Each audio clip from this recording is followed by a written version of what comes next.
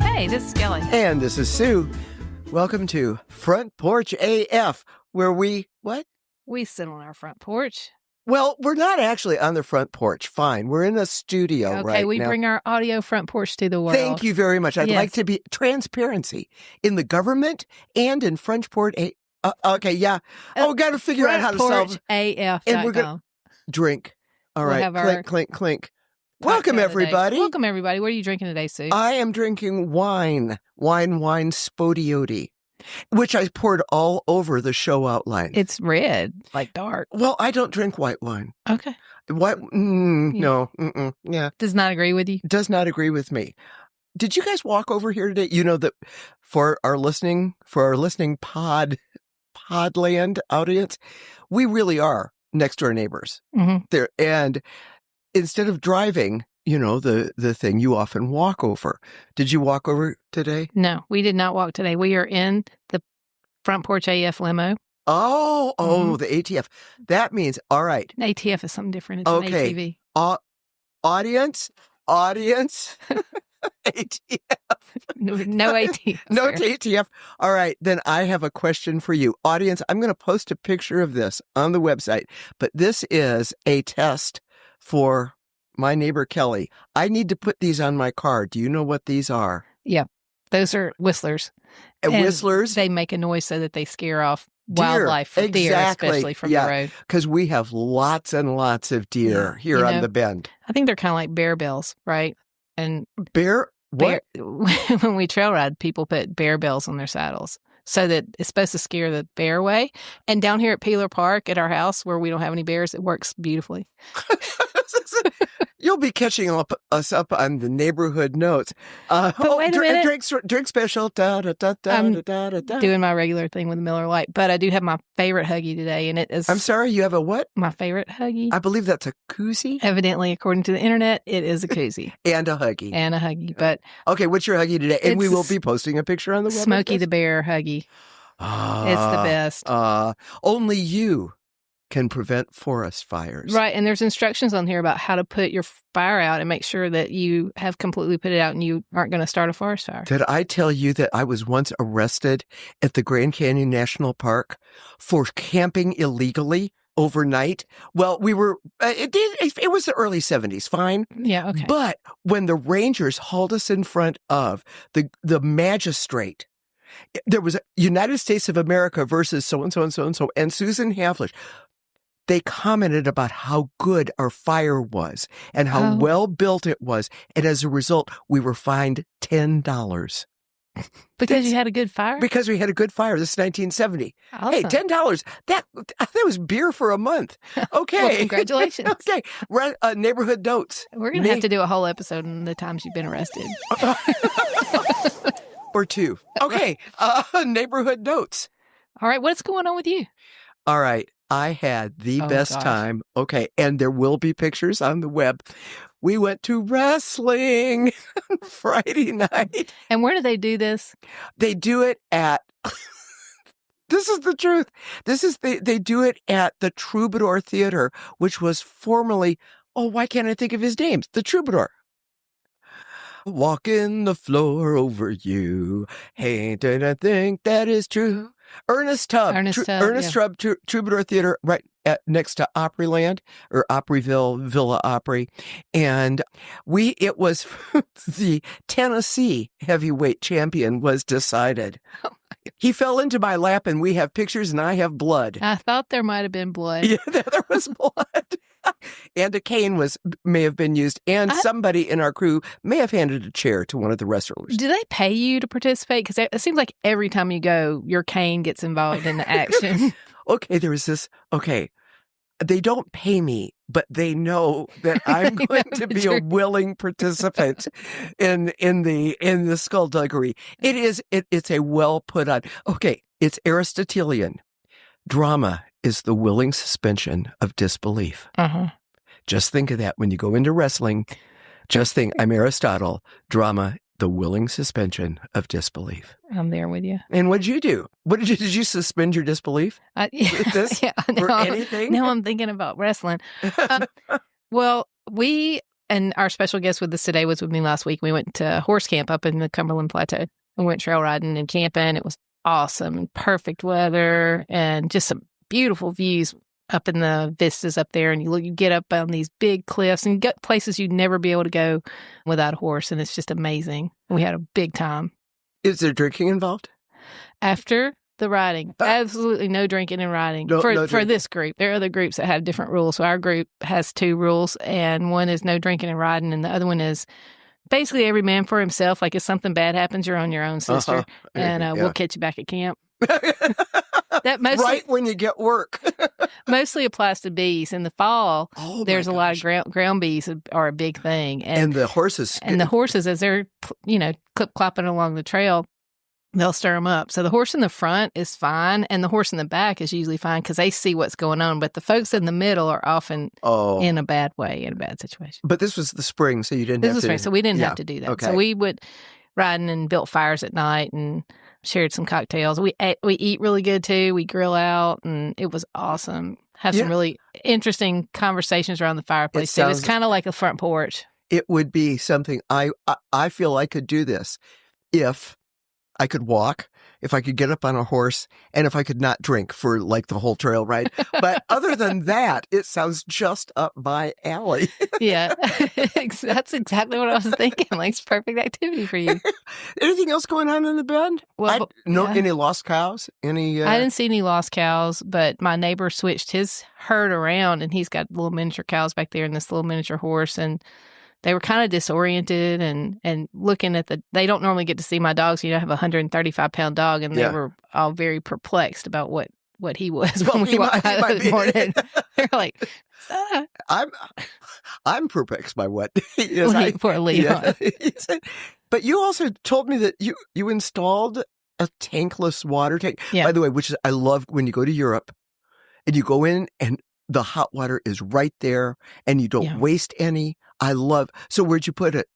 Oh, I replaced the hot water tank in my horse trailer with a tankless hot water there. And so there were moments where I wanted to put it in different places because I was so aggravated, but it ended up where it was supposed to go. Wait a minute, why do you have a hot water? Wait a minute, your horse trailer is electrified?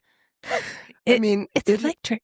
It's electric? No, it's the front half of the horse trailer is an RV. Basically, it's like a camper. So I've got a. Oh, so when you go to horse camp, you actually have a camper? Yeah. So you take your trailer it's got a bed and a kitchen sink and a stove and a microwave. This is making it even better for me right now. Oh yeah, you could totally do it. Oh gosh, and so that was just satellite TV. Some people we have a friend who will remain nameless for now because I don't have his permission to talk about him, but he had a satellite TV. Oh, my God. And every time we go to horse camp, he spends the first 3 hours the afternoon we're getting there trying to find the gosh darn signal. Okay, everybody out there in podcast land, you can't see this, but Kelli's holding her arms up as though she's holding a 24-inch flat screen TV and moving it in front of her. And I know actually how you feel this way I do with my phone when I'm out in the middle of the ocean, trying to catch a thing. Well, that's the neighborhood for you. Yeah, that's the bend. Yeah. That's the bend. We do have some feedback.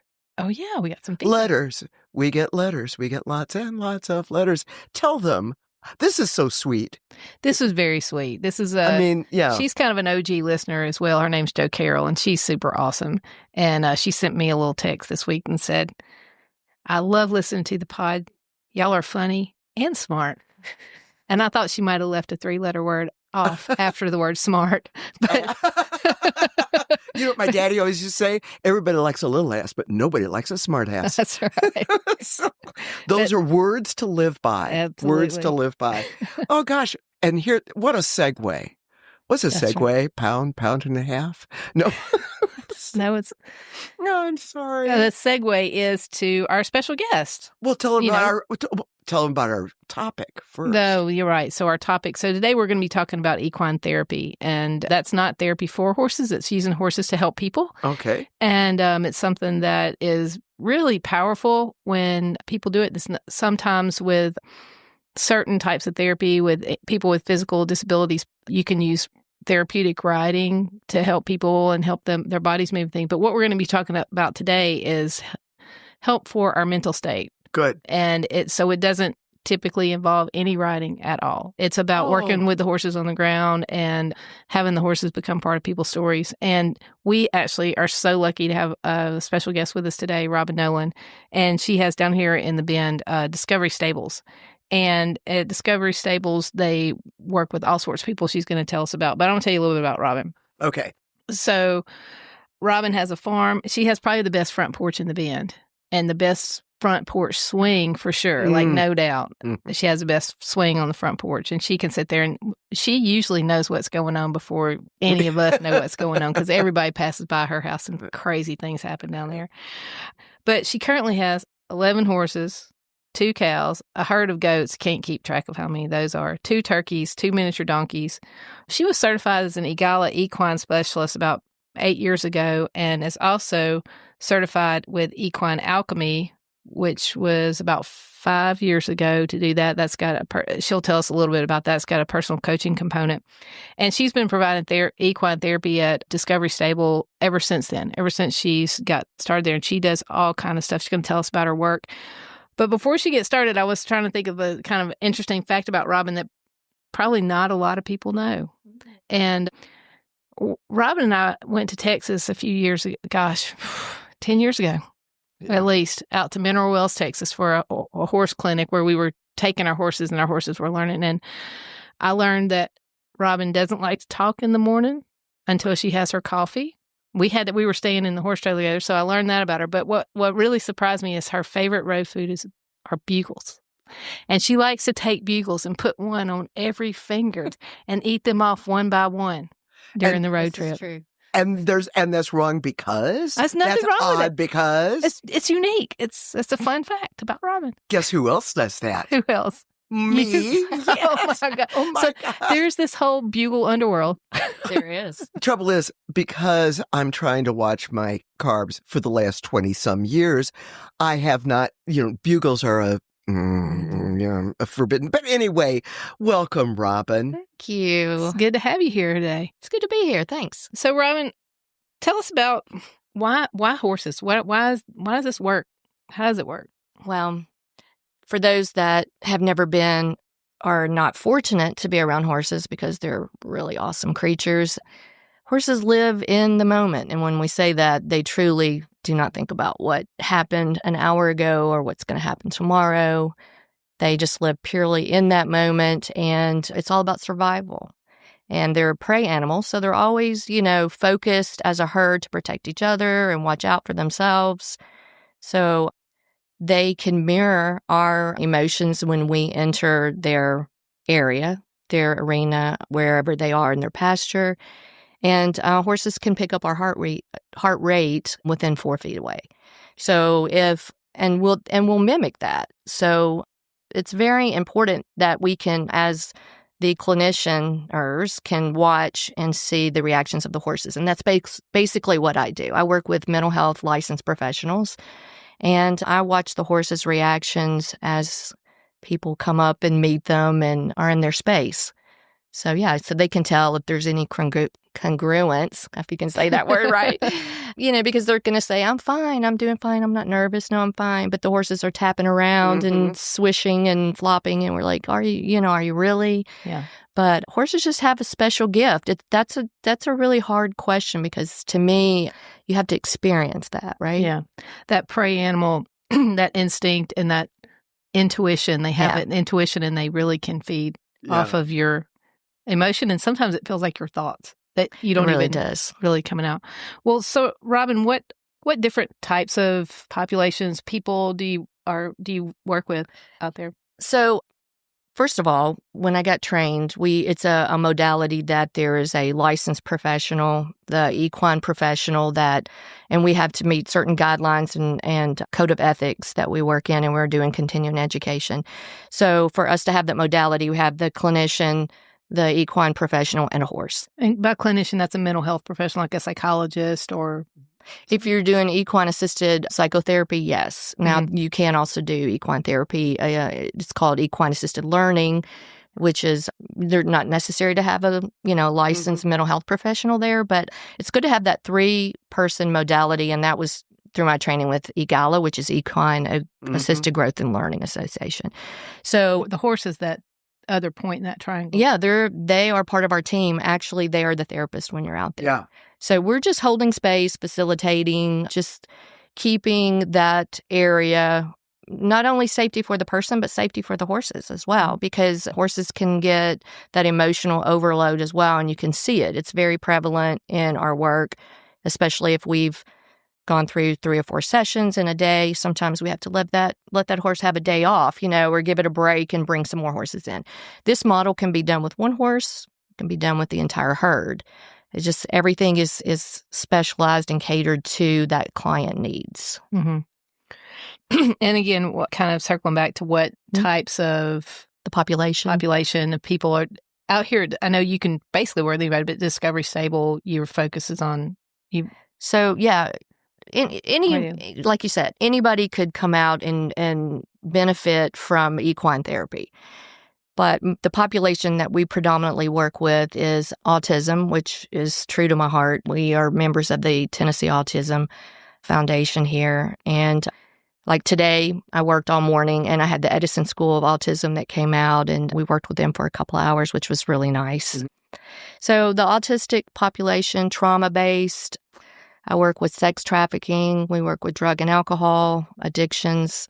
We also have contracts with 3 different residential facilities that bring out folks to spend mornings with us every week.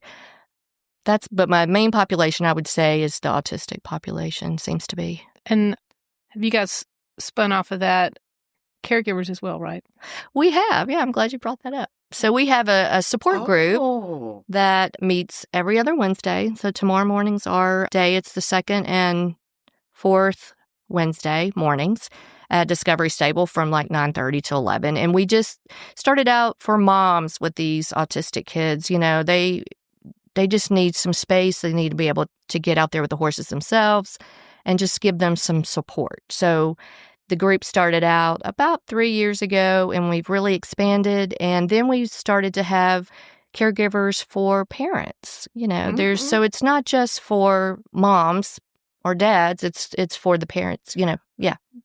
Caregiving. Yeah, I know not firsthand because I have not had directly, but I've had many relatives and good friends who really need to have a therapy themselves. Sure. And that sounds like something that would be very peace bringing, I think, and relax, help shed away a lot of that stress. Yeah, we actually just sit out in the pasture and folding chairs. Horses are at liberty most of the time during these process. So at liberty means that they don't have halters, they don't have lead ropes, they're not being asked to do something specific or given a job. They're there at their own will, so they can walk away or they can join the group. And we have this one horse, a mare, that every time we have support group, she comes, stands in the middle of the circle, will almost sit in laps with the women, and then tries to drink their coffee because we bring coffee out there. Wait a minute. I didn't know I was invited. Oh, I'm sorry. Yeah. So I think it's good that they have each other and they've become friends, and to know that they're not the only ones that are, on this journey. I mean, it's hard. It's every day, 24 hours a day, taking care of someone. Yeah. So Robbin, you've been doing this for a long time, and I know you've worked with some of these people for years now. Yeah. Can you tell us about some of the positive effects you've seen from working with the horses? Sure. Something that comes to mind are these 2 young men that are both on the spectrum. One is nonverbal. The other, we'll speak some, but not a lot. But we've worked with these kiddos for several years. They started out coming to camps that we would provide. We called them cowboy camps, of course. Mm-hmm. But so these kids would come out, and now we do individual work with them, and they're out there every week. And from the process and the time that they've spent with the horses, the beginning was the horses would run away. You know, these kids are walking fast. They walk and they have stimming, you know.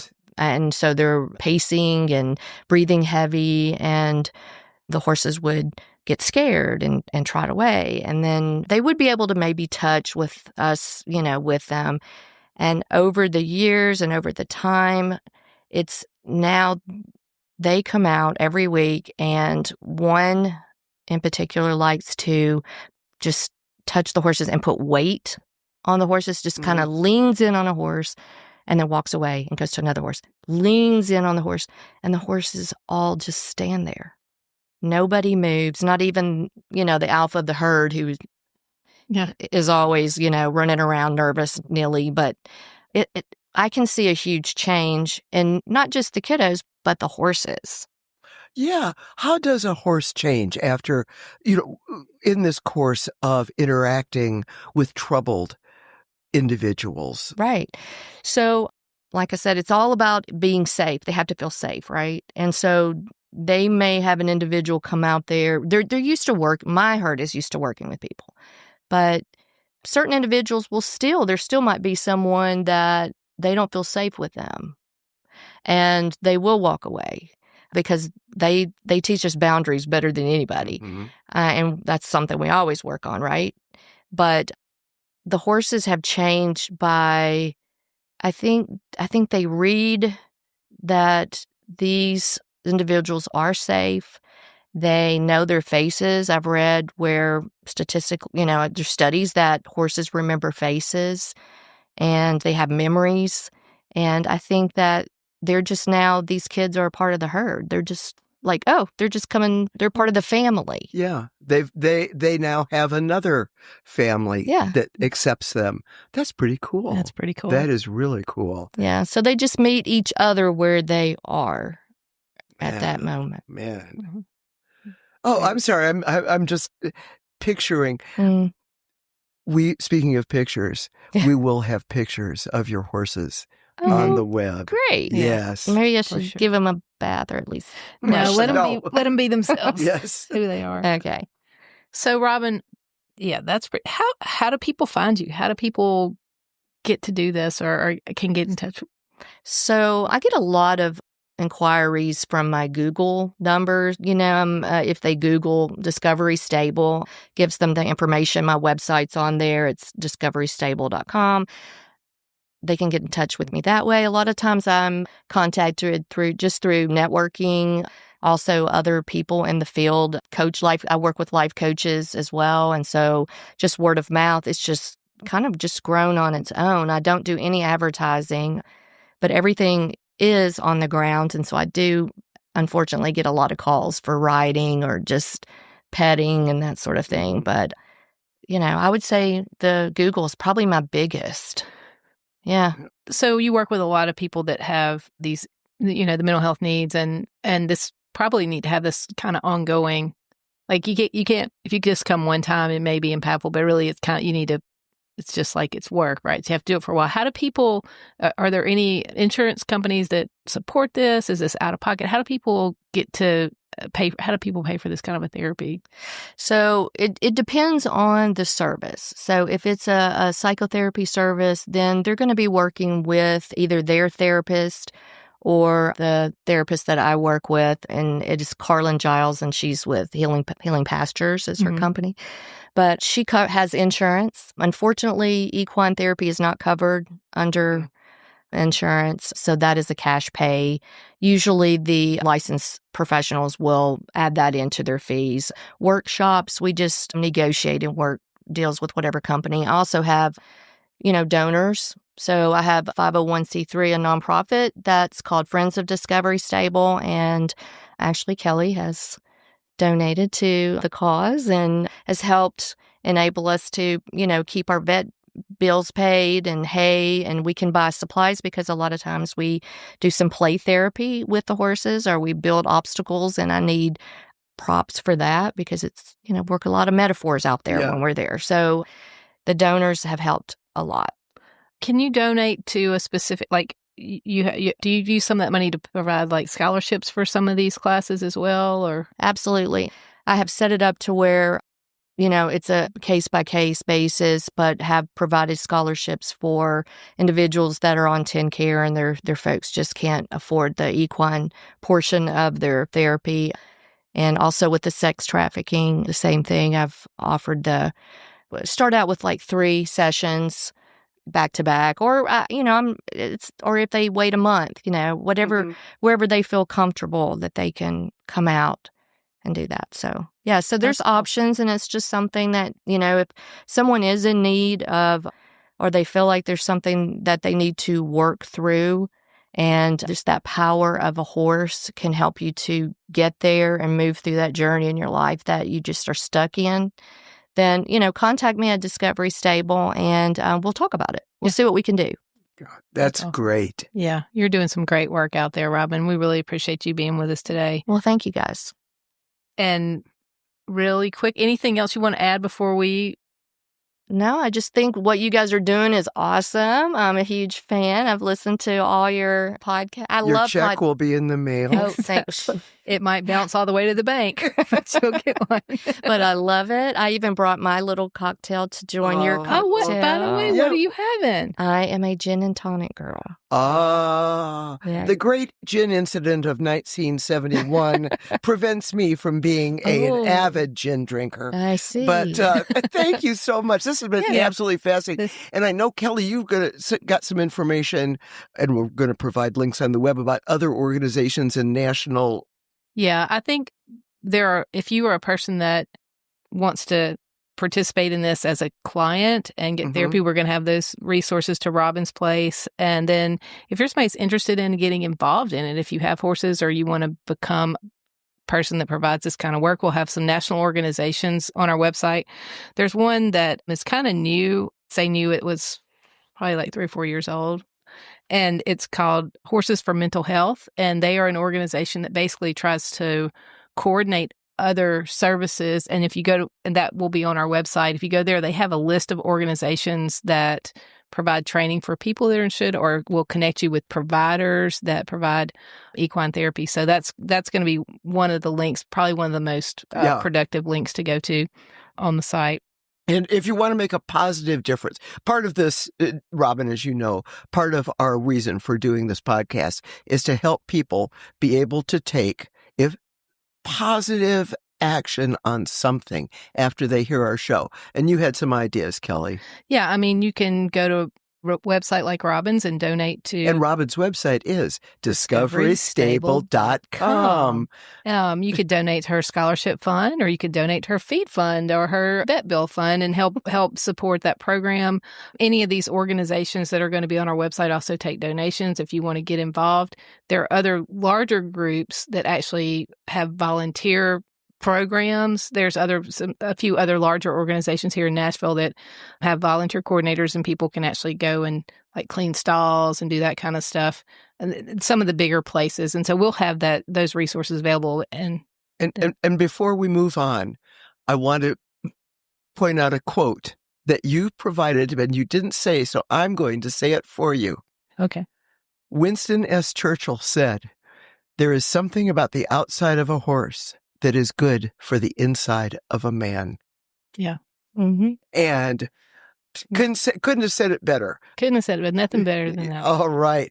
Thank you, Robbin. This has been wonderful. What a fascinating discussion. Yeah. Get me up on a horse sometime, and I'll tell you. We can do it. You know what? I've got a little mini, so your feet can still kind of touch the ground. And I think that'll work out just right. Photos coming soon. Okay, we've got some upcoming show stuff to tell you guys. Oh, my goodness. I'm so excited. What are we doing next, Sue? Girl Talk. Oh, that's going to be fun. The girls are back in town. Girls are back in town.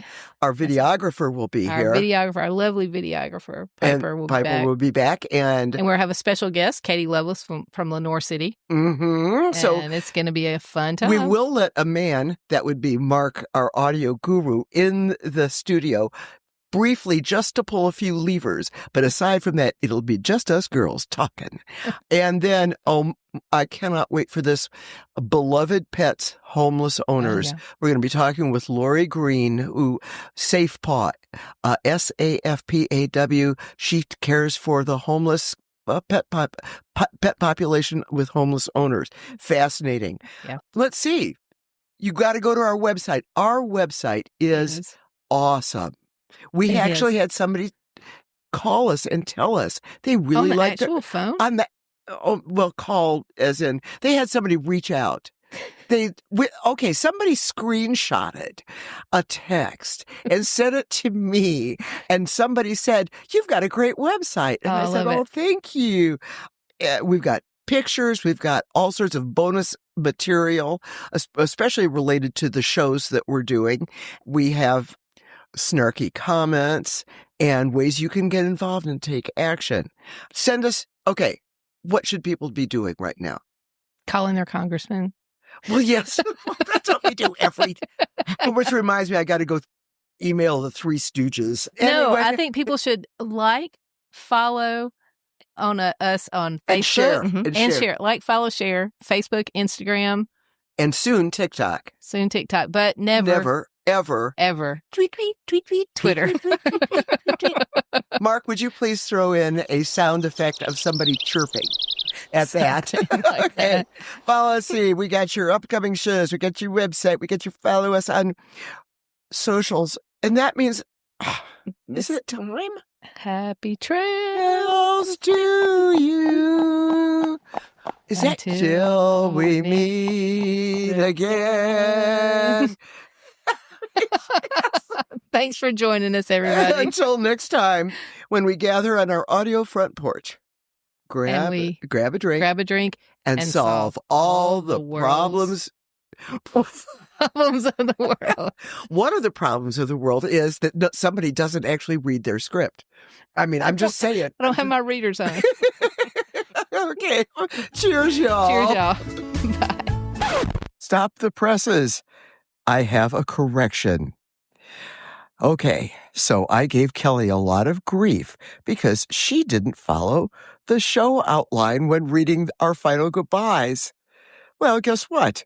I forgot to give you the actual address of our website. Sigh. FrontPorchAF.com. You may resume your regularly scheduled programming.